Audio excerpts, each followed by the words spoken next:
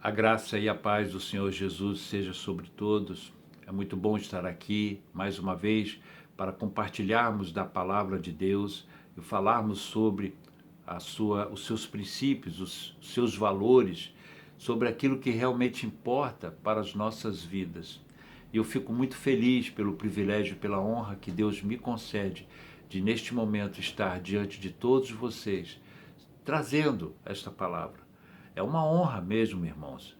É um privilégio, mas também o peso de uma grande responsabilidade, porque eu vou estar trazendo algo e dizendo algo para os irmãos, afirmando que esta é a palavra de Deus para você e para mim.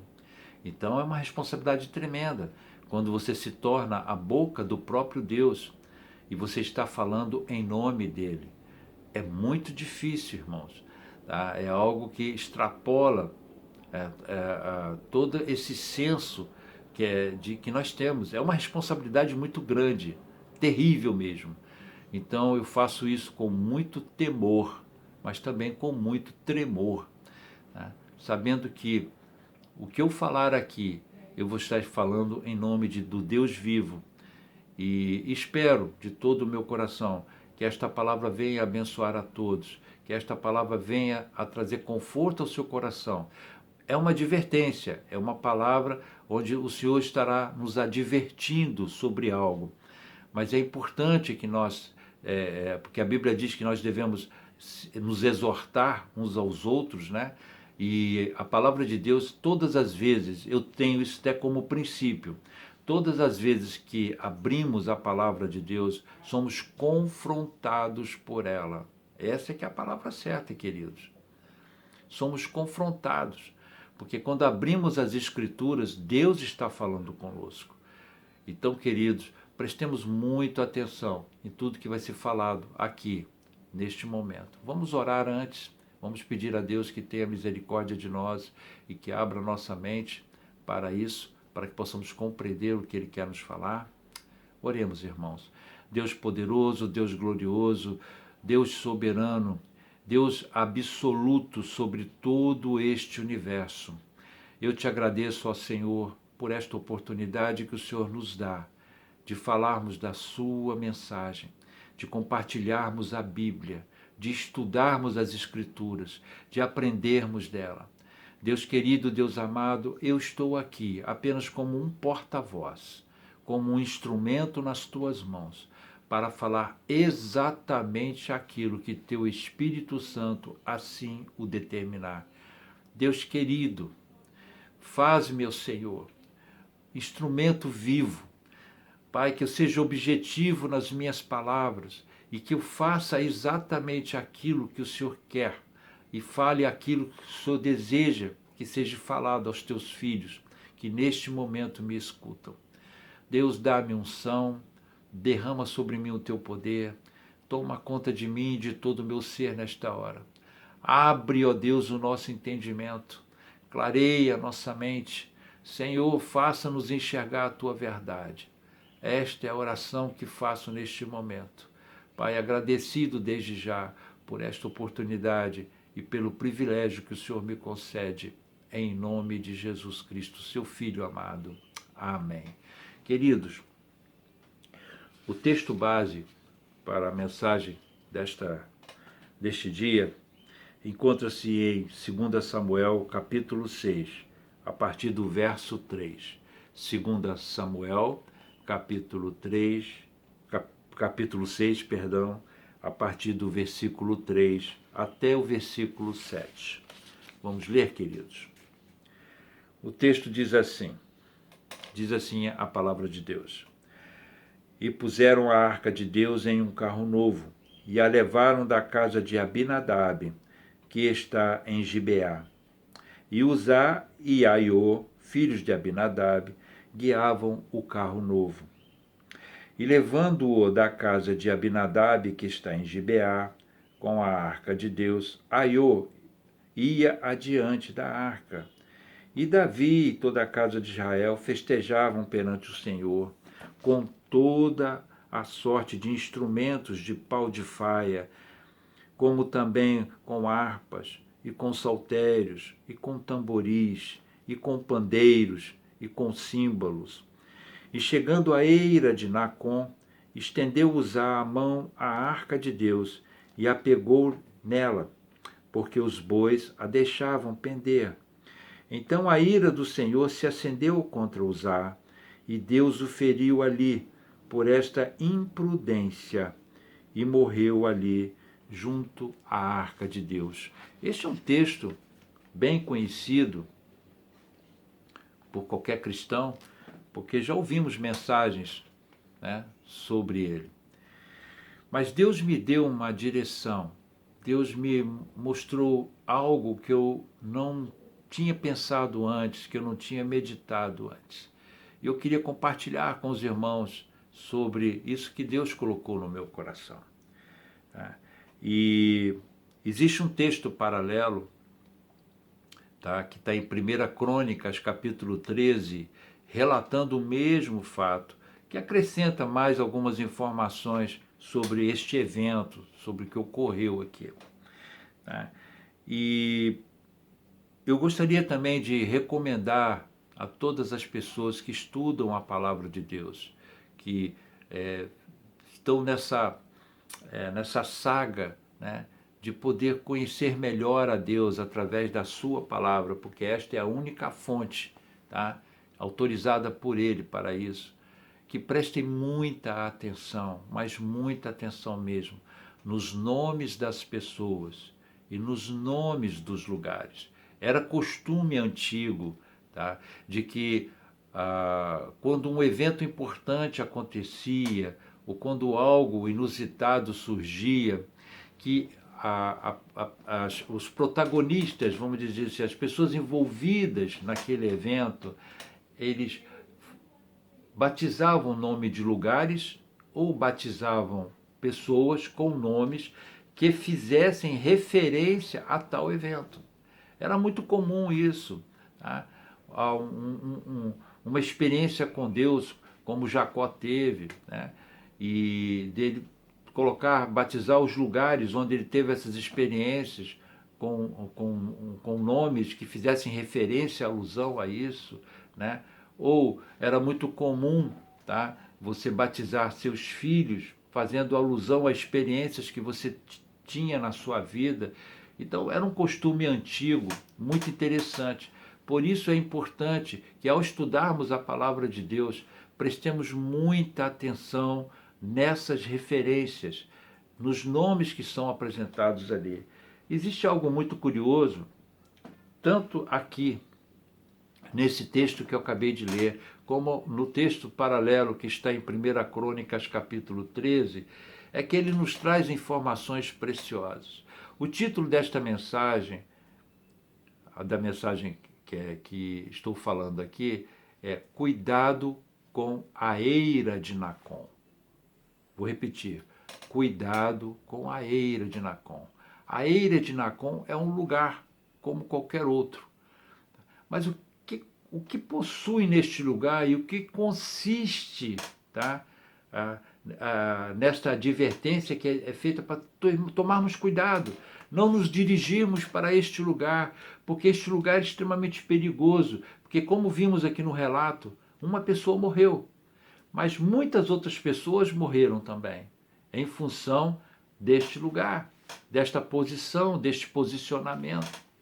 Então é sobre isso que vamos falar, é sobre isso que o Senhor quer que nós prestemos atenção, e vamos prestar muita atenção nisso. Então a primeira informação que eu trago é que a eira de Nacon é um lugar perigoso, e temos uma advertência para não irmos para esse lugar. A outra informação importante que nós temos, e que é bastante curiosa, é o nome dos lugares e o nome das pessoas. Então nós temos aqui a eira de Nacon. Nacon é um personagem, é o nome de uma pessoa que era proprietária deste lugar, desta eira. O que é uma eira?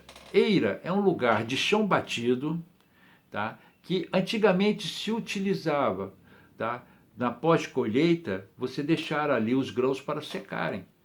Tá? Então era um lugar de chão duro. É muito comum, tá? Em cidades do interior, em estradas de terra, devido ao uso constante, né, do tráfego, aquele piso fica condensado, batido. Tá? E a eira é um lugar assim, um lugar de chão batido que tinha essa finalidade, colocar-se a colheita ali para secar. E esse lugar pertencia a este homem, Nacon. Se você for para 1 Crônicas, capítulo 13, tá, que é o texto paralelo que eu lhe falei, você vai perceber que este lugar também tinha um nome, que era Kidom. Então, a eira de Nacon chamava-se Kidom. Então, fui dar uma pesquisada nesses dois nomes. Tá? Então, a eira de Nacon, o nome Nacon, vem do hebraico, que quer dizer preparado, pronto. E Kidom, que também vem do hebraico, significa dardo de lançamento, ou apenas dardo. Agora, curioso, se somarmos as duas informações, as duas palavras, teremos dardo preparado, um dardo pronto, um dardo que tem um objetivo. Dardo era um instrumento de guerra, usado contra o inimigo, para feri-lo de forma mortal. Nos dardos, em todas as vezes, tá, eles possuíam um veneno que era letal. Quando esse dardo era lançado, atingindo a pessoa, ela morria em poucos segundos, devido à letalidade deste veneno. Agora, interessante, aqui diz que neste lugar, tá, a própria informação que temos do lugar, que é o lugar que é onde tem um dardo preparado. Um dardo preparado com um objetivo: atingir você e atingir a mim. Então é sobre isso que nós vamos ler agora. Precisamos entender o tamanho dessa advertência e o que o Senhor Jesus quer nos mostrar aqui, através desta palavra. Então, queridos, partindo desse pressuposto que eu falei agora há pouco, tá? Nós vamos ver aqui um jovem de 30 anos, um jovem general, um cara que conduzia as tropas de Israel com sucesso quando ele era ainda submisso a Saul, né? Quando ele ainda era general de Saul. E nas batalhas, Davi vencia todas as batalhas. Não havia uma só guerra que ele perdesse. Era um estrategista tremendo, um homem de uma inteligência tremenda. Ele tinha qualidades que sobrepujavam a maioria. E este homem notável, Davi, tinha uma coisa muito mais preciosa, muito maior do que todas essas qualidades. Ele era um homem temente a Deus. Ele amava a Deus sobre todas as coisas. Deus era o objetivo final da sua existência. E por isso que ele era tão abençoado. Então nós vemos esse jovem que acabou de ser coroado rei, esse jovem general que acabou de ser coroado rei, dizendo o seguinte: olha, eu tenho que pegar a Arca da Aliança e colocá-la em um lugar definitivo, em um lugar onde ela possa repousar com segurança, em um lugar que possa ser o centro de culto. Porque, para quem não sabe, a arca era mais do que um símbolo. Tá? A arca era, vamos dizer assim, a certeza de que Israel tinha, de que Deus estava presente no meio deles. A arca dava para eles essa segurança.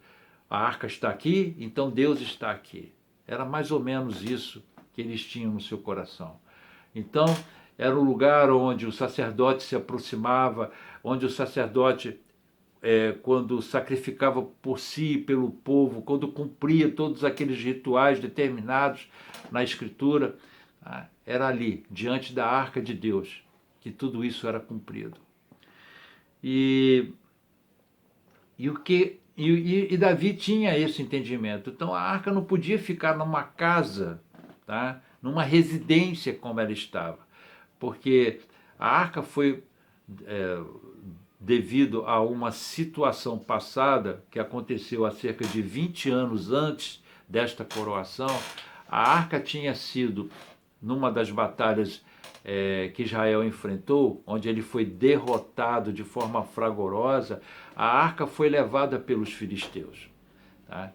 Levada para os filisteus, colocada no templo deles, que é o do deus Dagon, né?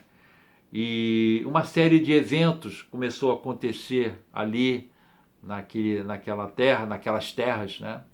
E os filisteus ficaram profundamente amedrontados diante desses eventos. Uma, porque no primeiro dia que eles colocaram a arca dentro do templo deles, o Deus deles caiu por terra e ficou de bruço, né, prostrado diante da arca. Quando eles se aproximaram no dia seguinte, lá no templo deles, viram essa cena terrível. Não entenderam nada, botaram o Deus deles de pé novamente, tá? E foram embora. No dia seguinte eles voltaram, e eis que o Deus deles estava novamente prostrado diante da arca. Só que com um detalhe dessa vez: sua cabeça estava cortada e suas mãos também estavam. E eles ficaram profundamente amedrontados, mandaram essa arca embora dali, né?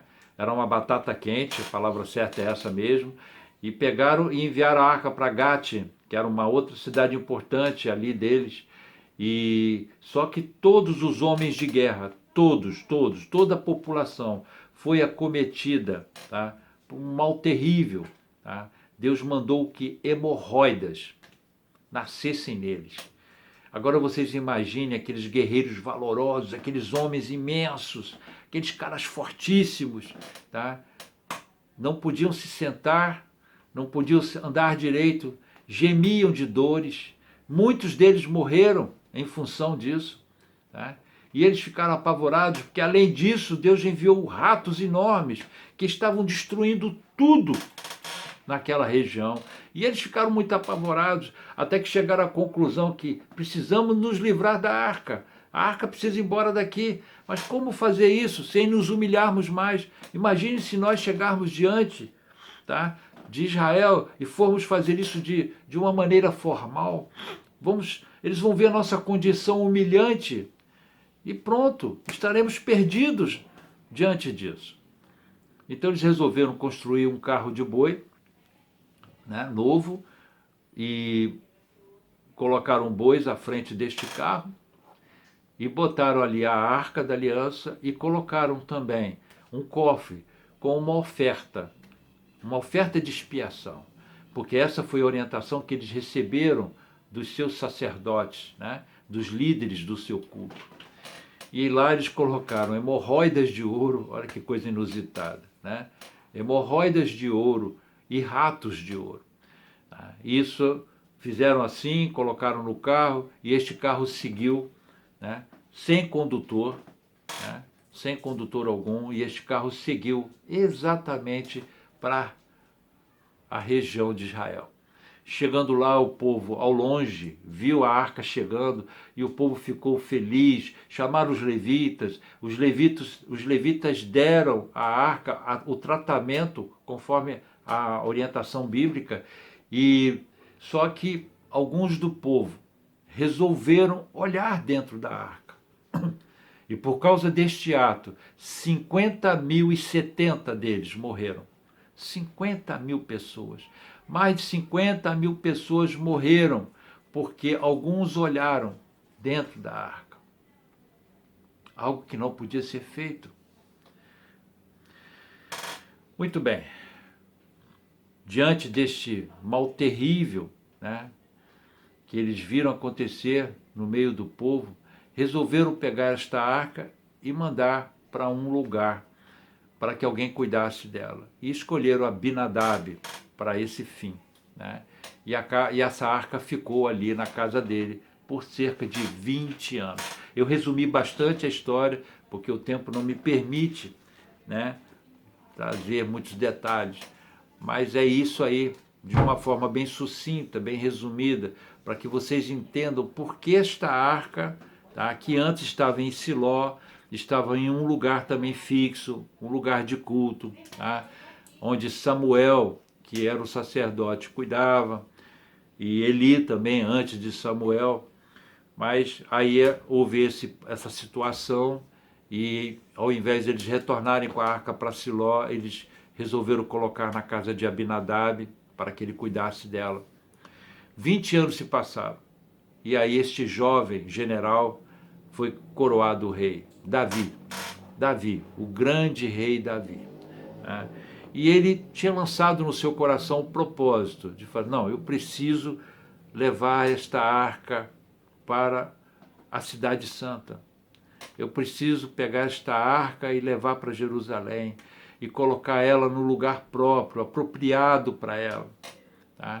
Para que ali seja o centro do culto. Davi tinha essa preocupação, porque o coração dele era voltado para Deus. E aí começa a nossa história. E aí começa exatamente o que Deus quer nos mostrar neste dia. O texto diz, tá, que eles puseram a arca em um carro novo e levaram da casa de Abinadab, que está em Gibeá, e Uzá e Aiô, que eram os filhos de Abinadab, né, guiavam o carro. Então, nós temos aqui, Uzá ficou na retaguarda do carro e Aiô ficou à frente do carro, conduzindo. Né? E Davi tinha, vocês vão ver lá em 1 Crônicas capítulo 13, Davi tinha conclamado a nação de Israel para esse dia.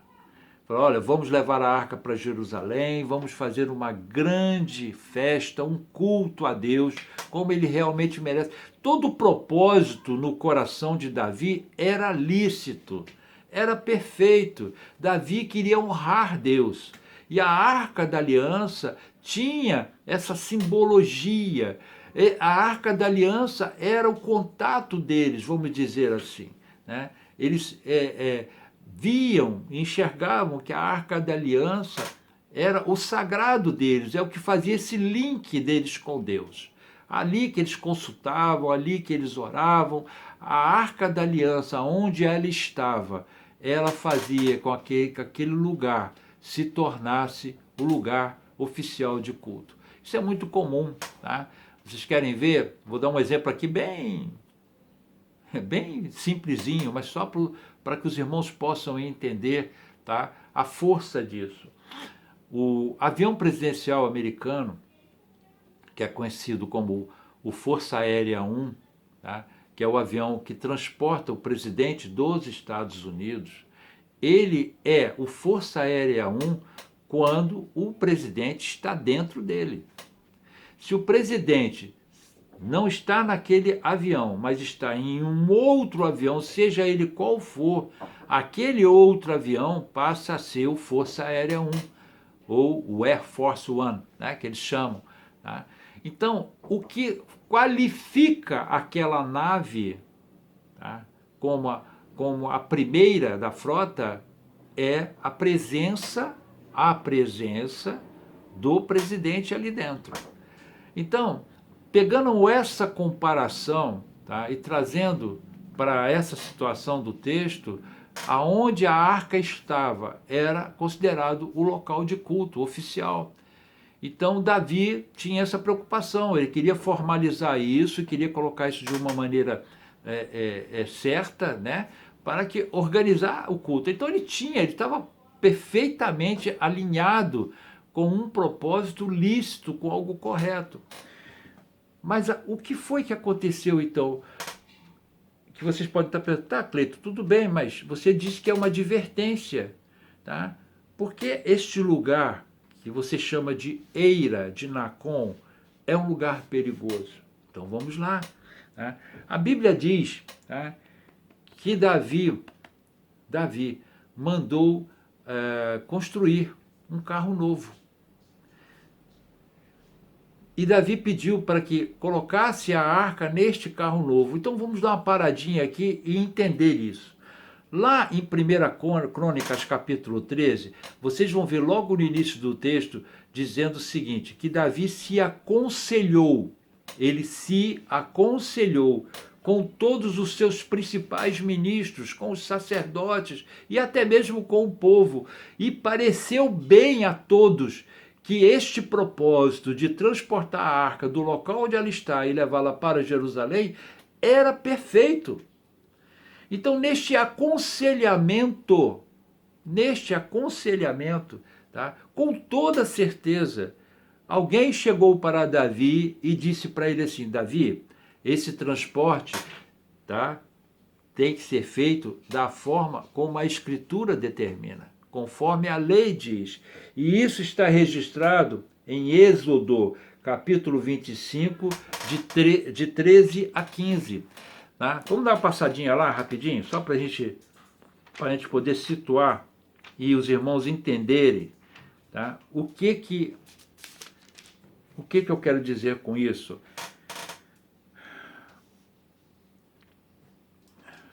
Êxodo capítulo 23, de 13.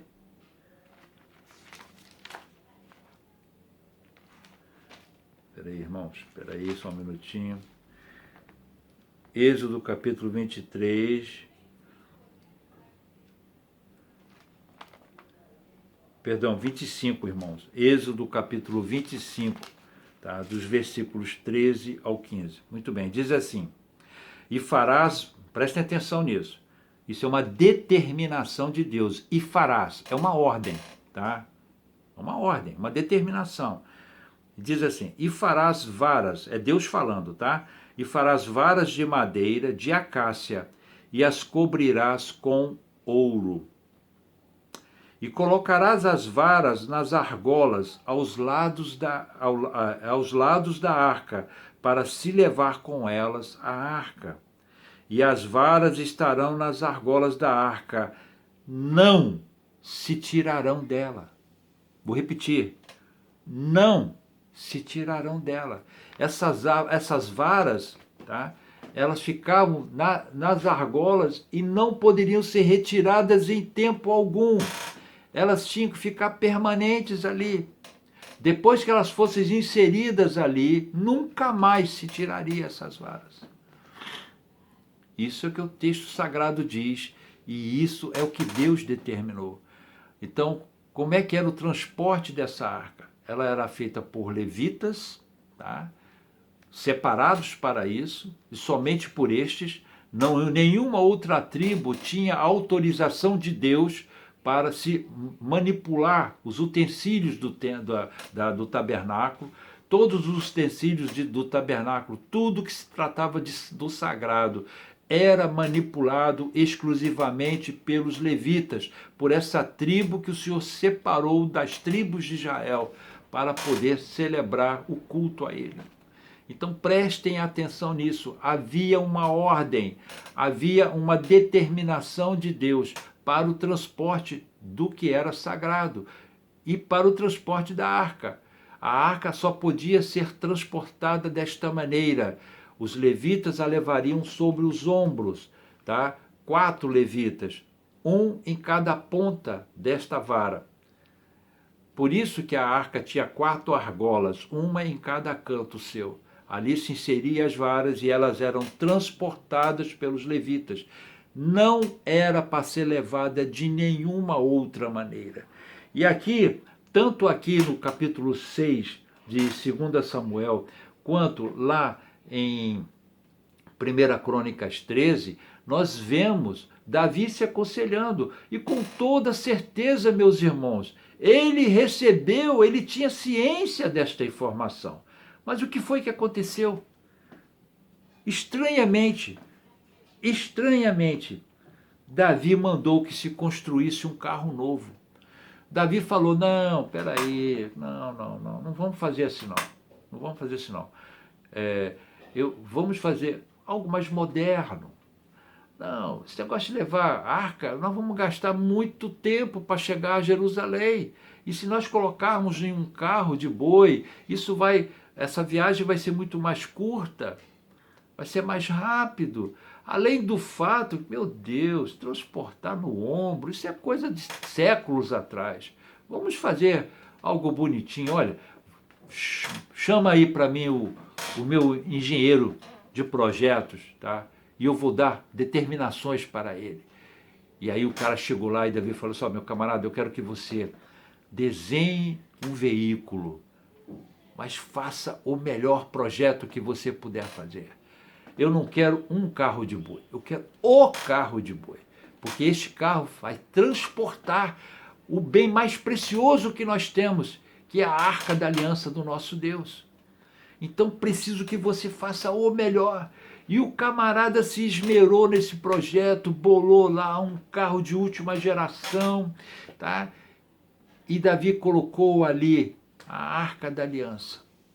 Chamou o povo, conclamou para toda aquela festa. A Bíblia diz aqui no capítulo 6 de 2 Samuel, que ele diz que Davi e toda a casa de Israel festejavam perante o Senhor, estavam fazendo um culto a Deus e colocaram todos os instrumentos, pau de faia, como também harpas, saltérios, gente, uma orquestra. Imagina só a nação de Israel inteira festejando e a arca ali, seguindo ali no meio do povo, né? Com Uzá na retaguarda e Aiô lá na frente conduzindo o carro. Estavam felizes, radiantes, glorificando o nome de Deus. Mas será que Deus estava feliz com isso? Será que Deus estava contente com isso? Obviamente não, meus irmãos, porque um princípio, porque uma determinação sua não estava sendo cumprida. E como nós aprendemos ao longo da nossa vida cristã, todas as vezes em que descumprimos a palavra de Deus, nós devemos nos preparar para as consequências que virão. Isso é fato, queridos, tá? Se você descumpre uma lei, tá? Você vai ter que ser responsabilizado de alguma maneira. Tá? Você vai sofrer as consequências das penas da lei. É assim que funciona. Se você descumpre uma lei física, por exemplo, a física nos informa que a aceleração da gravidade é de 9,8 metros por segundo ao quadrado. Ou seja, se você sobe num prédio de 10 andares e salta de lá, seu corpo vai sofrer esta aceleração. E quando você chegar lá no final, tá? Lá no chão, você vai se despedaçar todo. Porque o seu corpo não vai aguentar a força desse impacto, que vai ser multiplicada zilhões de vezes. E toda a sua estrutura não tem como suportar esse impacto. E você vai morrer. Quando as pessoas descumprem um princípio que está firmemente, mas firmemente já corroborado, algo que já está bem explicitado, comprovado, as consequências virão. Davi, de sã consciência, tá? Sabedor, e podem me disso, porque a Bíblia nos diz que ele tomou o conselho, além de tudo, tá? Todo israelita, desde pequeno, ele era orientado, ele conhecia a história, ele sabe da história. Isso é uma norma entre eles. Tá? Então ele sabia exatamente das consequências de não se cumprir o que a palavra de Deus determina. Mas mesmo assim ele insistiu. Ele aplicou uma boa ideia sua. Ele quis dar o seu melhor, é verdade, mas ele quis dar o seu melhor, segundo o seu conceito do que é melhor. Lembram-se de Saul? Né? O que foi que Samuel falou para ele quando ele fosse atacar Agag?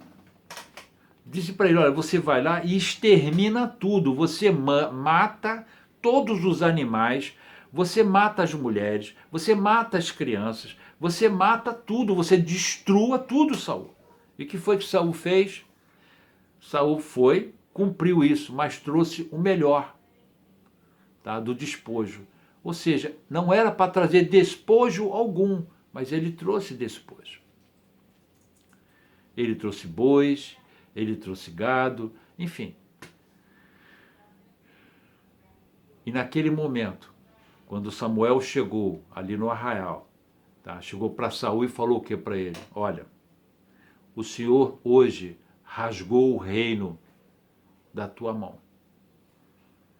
Ele passou o teu reino da tua mão para um que é melhor do que você. Como Samuel foi duro com ele, tá? Porque Samuel estava transmitindo a palavra de Deus para ele. Saul, você descumpriu a palavra de Deus, você desobedeceu.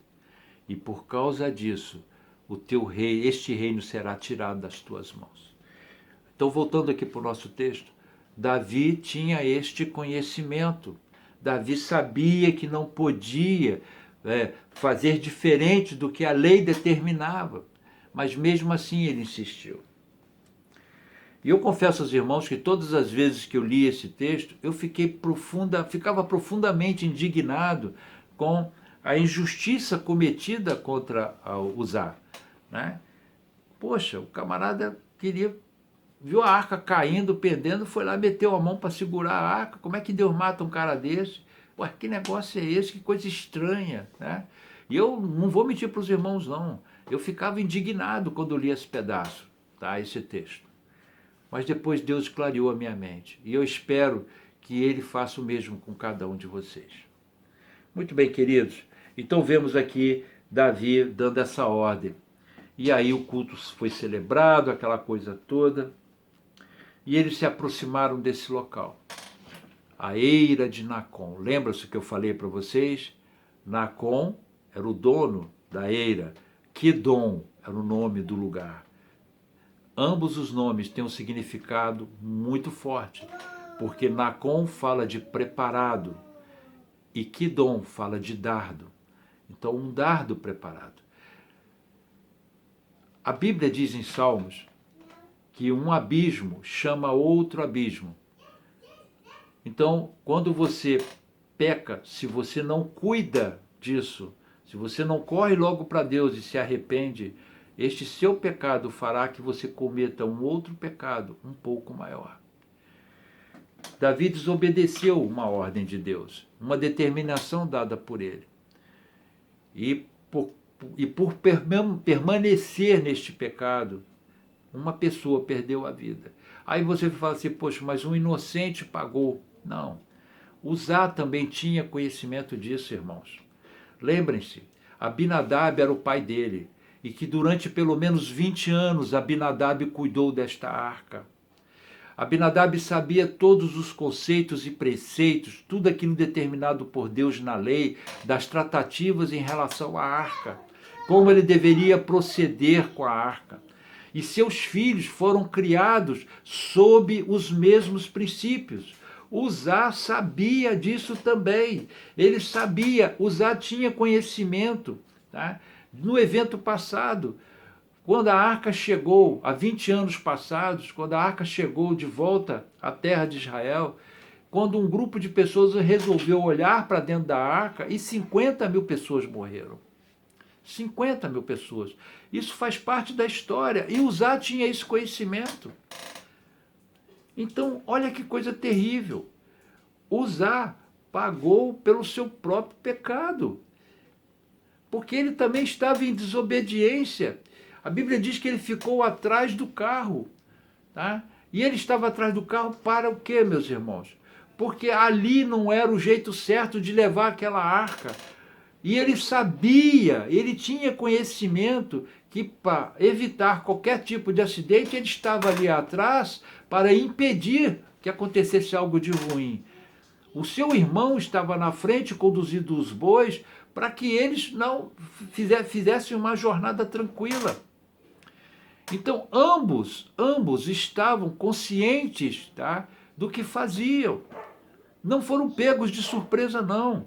Tinham conhecimento da verdade, sabiam que a Escritura... Volta a repetir, tanto Davi, no seu aconselhamento com os seus oficiais, com os seus sacerdotes, tanto quanto Uzá e Aiô, que eram os filhos de Abinadab, tinham conhecimento das tratativas em relação à arca, quais eram os procedimentos corretos para fazerem aquele evento acontecer.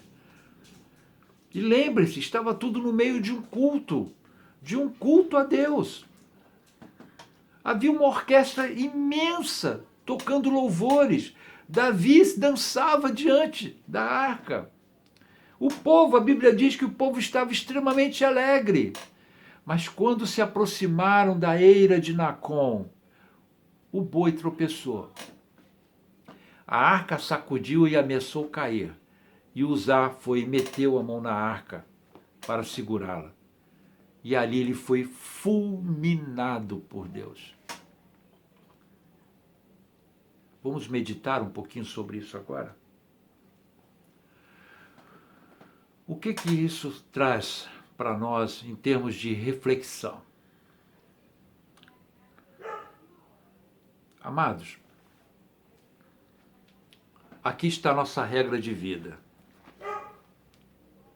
Neste livro está contido toda a informação de que precisamos para nos conduzirmos diante de Deus, de forma santa, de forma sábia.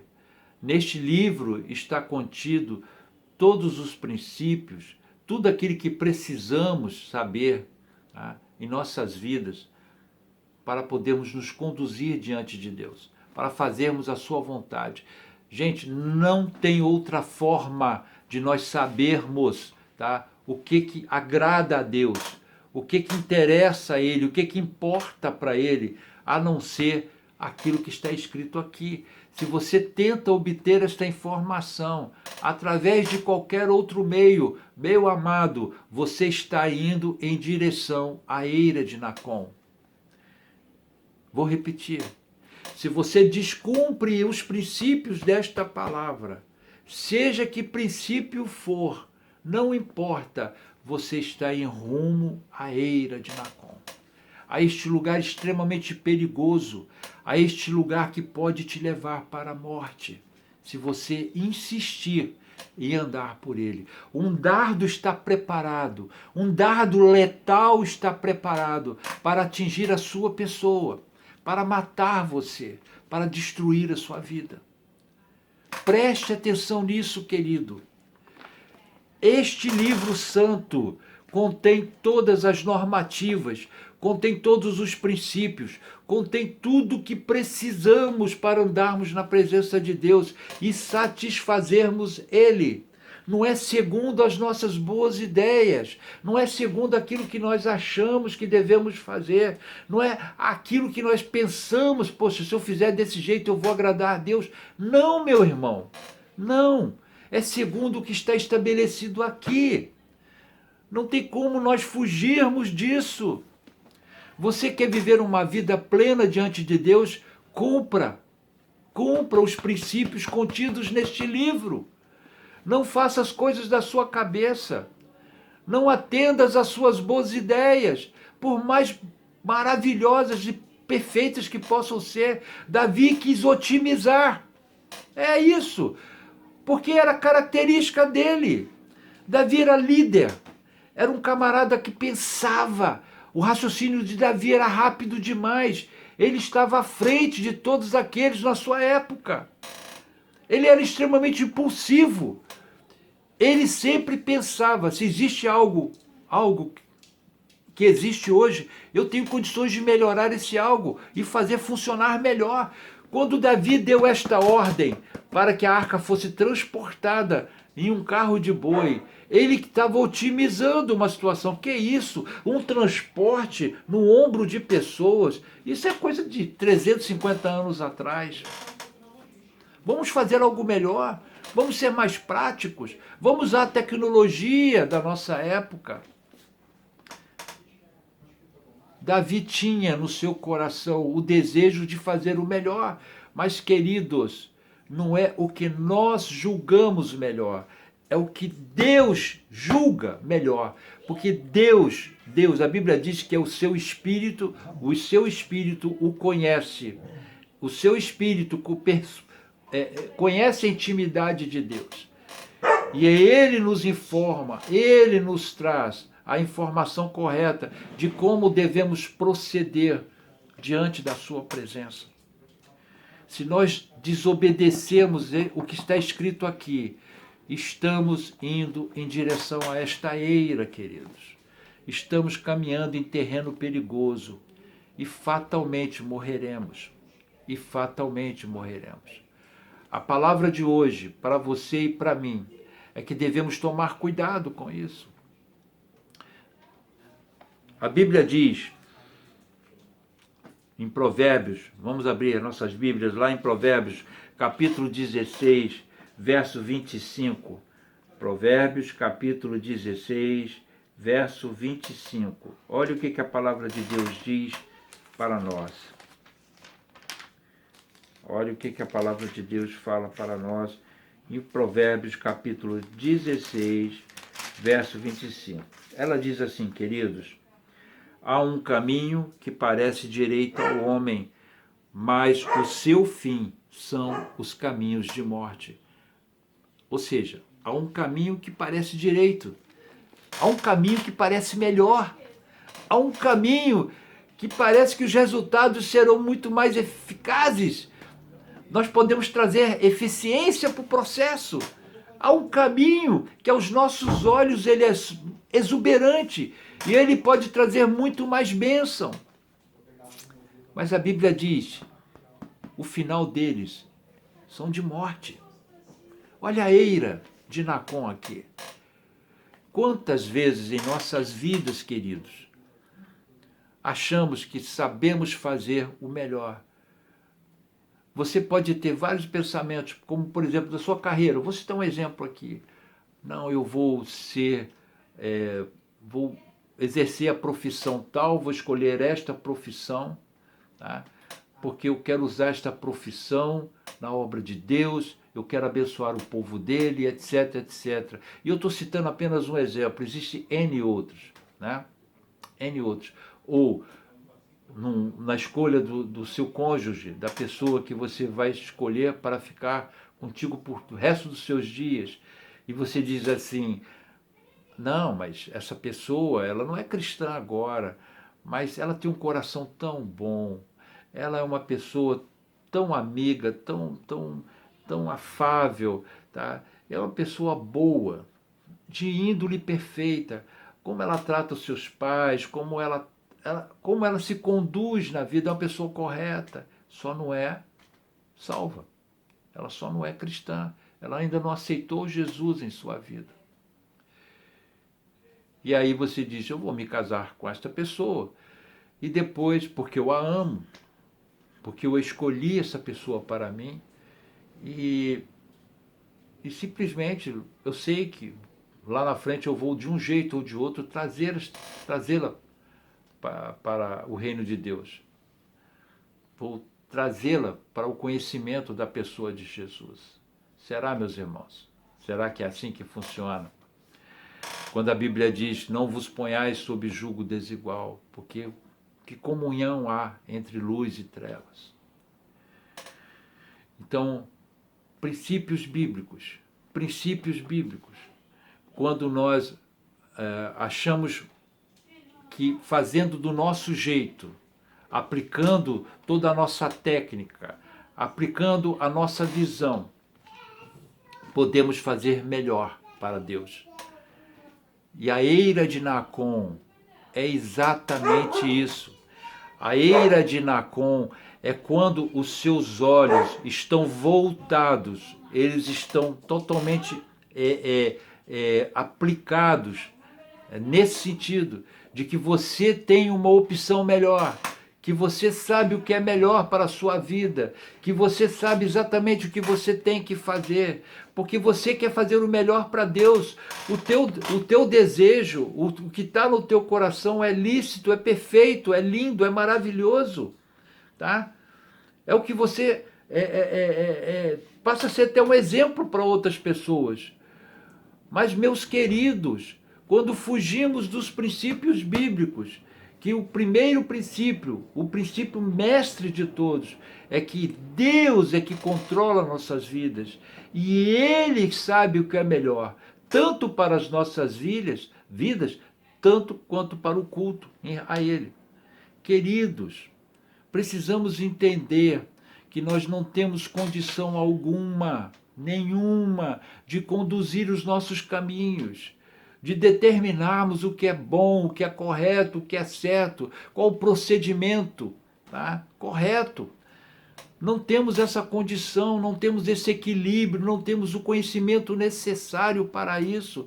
Nossa sabedoria é palha pura, não serve para nada. E é isso que a Bíblia diz. Vamos ler o que a palavra de Deus diz. Ela fala em Jeremias, tá? Jeremias capítulo 10, verso 23. Vamos ler lá Jeremias capítulo 10, versos 23.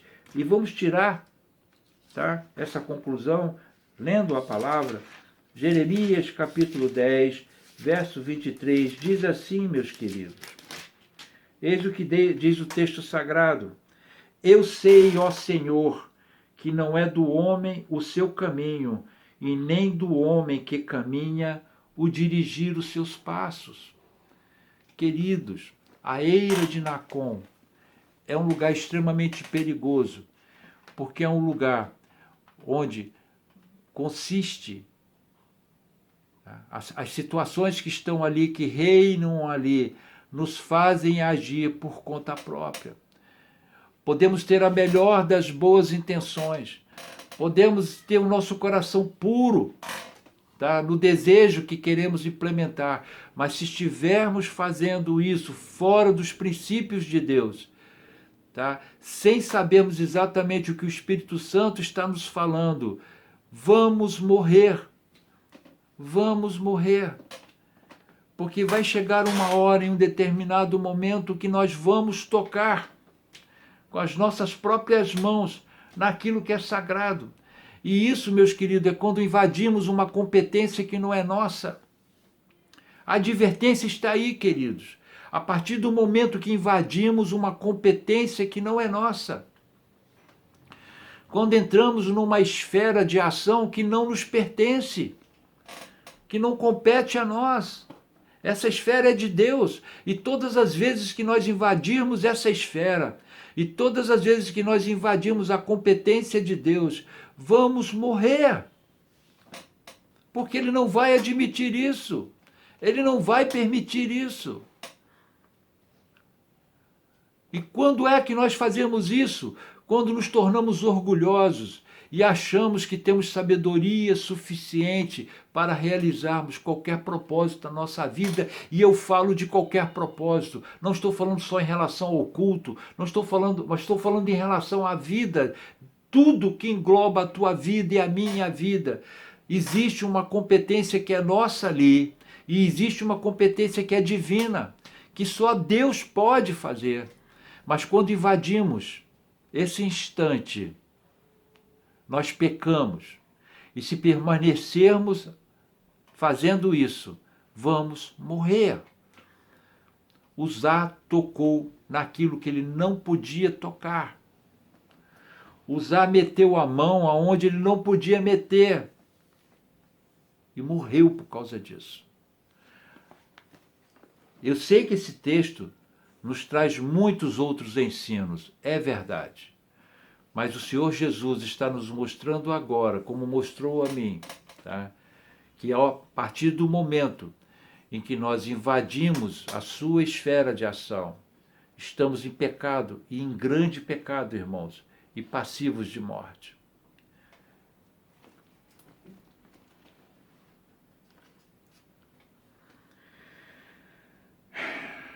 Eu quero finalizar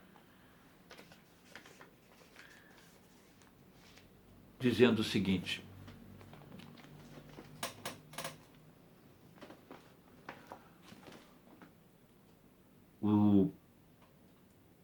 aonde consiste, em que consiste realmente essa eira de Nacon? É quando suspendemos, tá, o freio. É quando na tecnologia, quando você quer instalar um software na sua máquina, e ela tem todas as proteções devidas, tem lá o seu antivírus e tudo mais.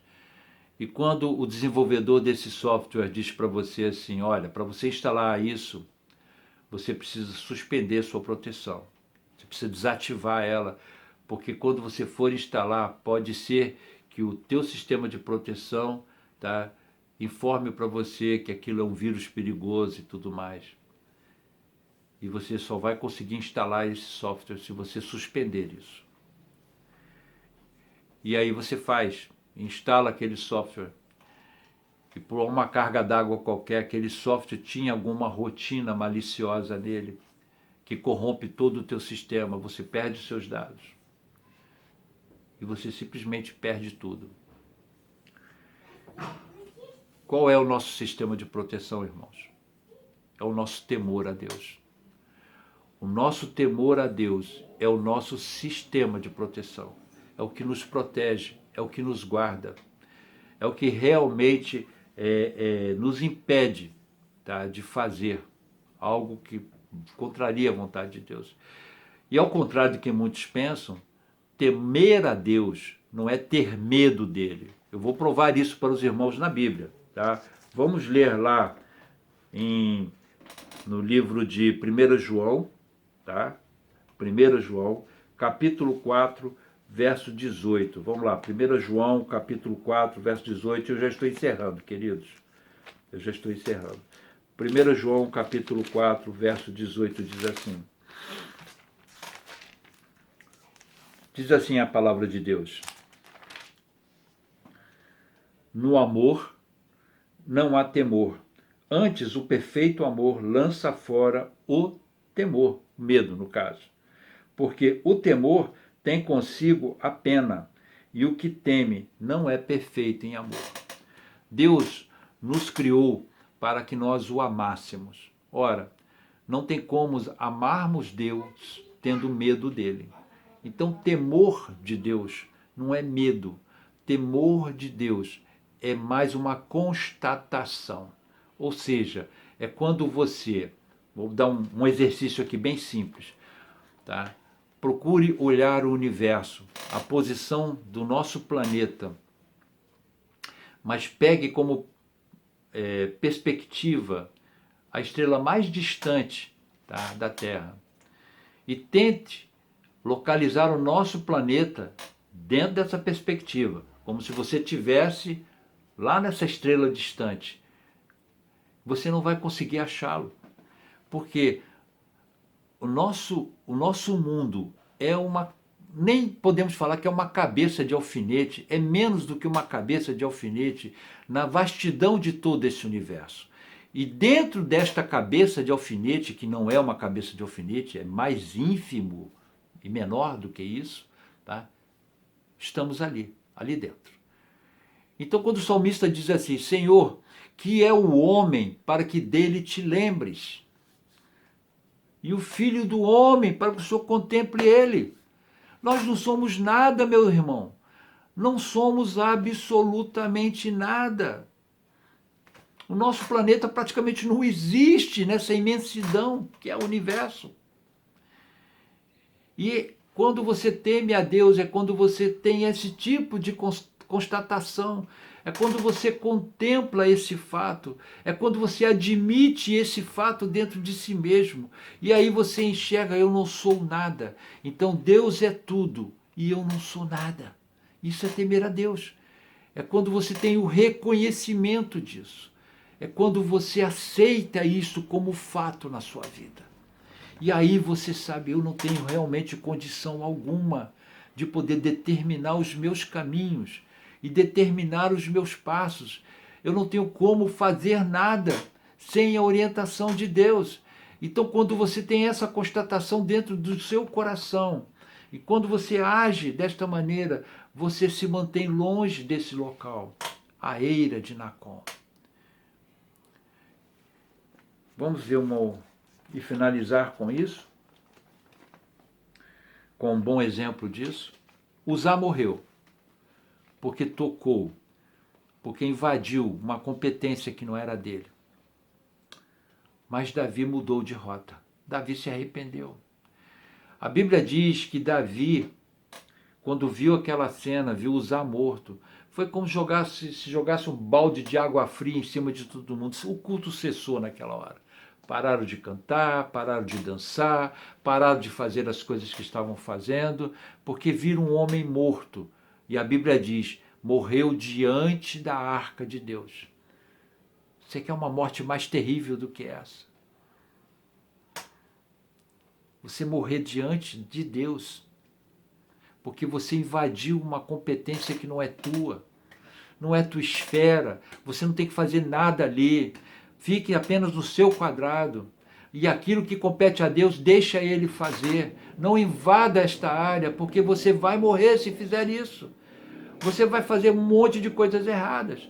Usar, tá? Ele seguiu numa sequência, ele podia ter na hora desistido, falando, não, eu não vou ficar nesta posição, eu não vou ficar aqui na retaguarda, porque ele estava ali na retaguarda com um intuito, tá? Na sua mente, ele tinha ali na cabeça dele, se algo acontecer, eu estou aqui para resolver o problema.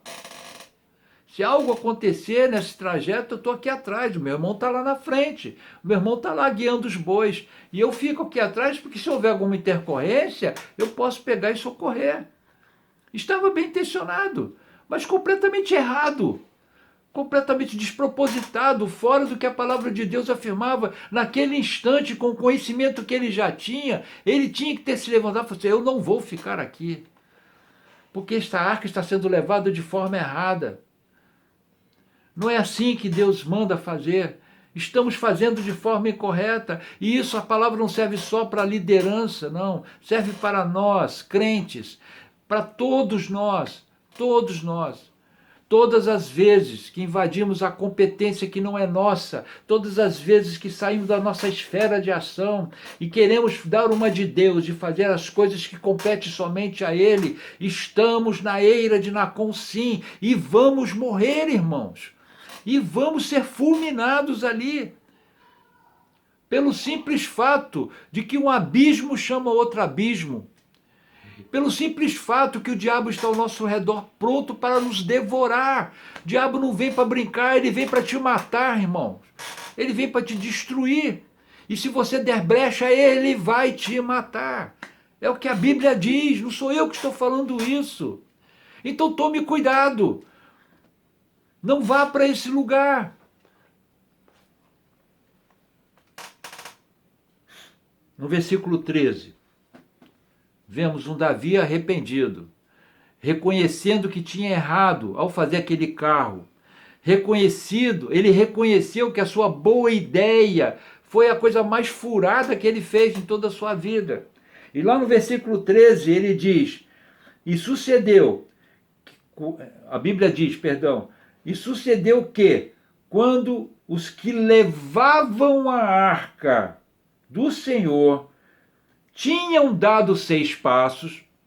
Opa, então peraí, a arca já estava sendo levada por pessoas.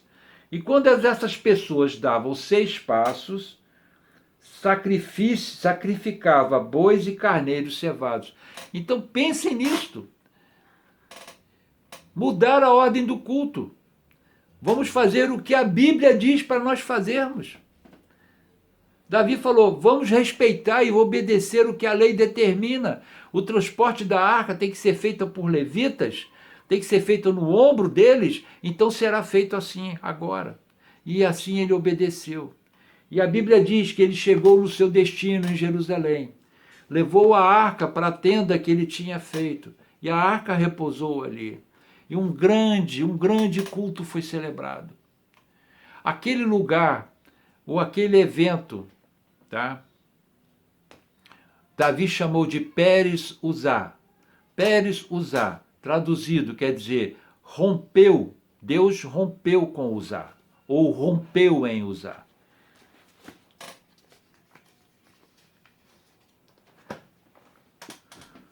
Amados irmãos, essa é uma advertência, uma das principais advertências que podemos receber.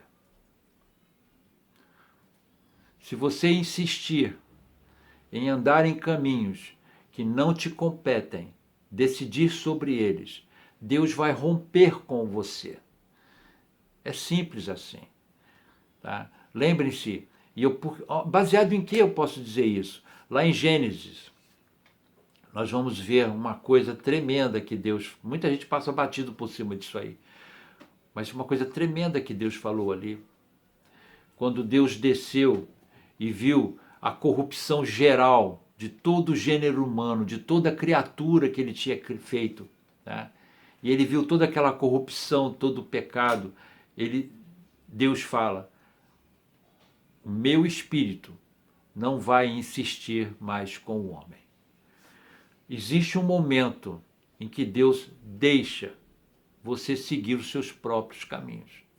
Aí vai acontecer o que está em Provérbios, que diz, há caminhos que aos nossos olhos parecem direitos, mas o final deles é de morte. Tá? Então Deus vai permitir que você colha as consequências das suas escolhas, que você colha as consequências dos seus atos. É uma lei, irmãos. Então a mensagem de hoje é nesse sentido. Não fuja dos princípios de Deus. Não tente invadir uma competência que não é sua. Não tente determinar os seus caminhos. Não tente fazer aquilo que somente Deus pode fazer. Isto é a mensagem de hoje. Estamos tentando melhorar os nossos cultos. Estamos tentando trazer implementando novas maneiras. Porque o culto da forma como era feito era arcaico e agora precisamos modernizar, precisamos fazer de uma maneira melhor. Meu Deus, aonde isso está escrito na palavra? Davi tentou fazer isso e olha no que deu. Amados, vamos prestar atenção nisso, nas nossas vidas pessoais, particulares.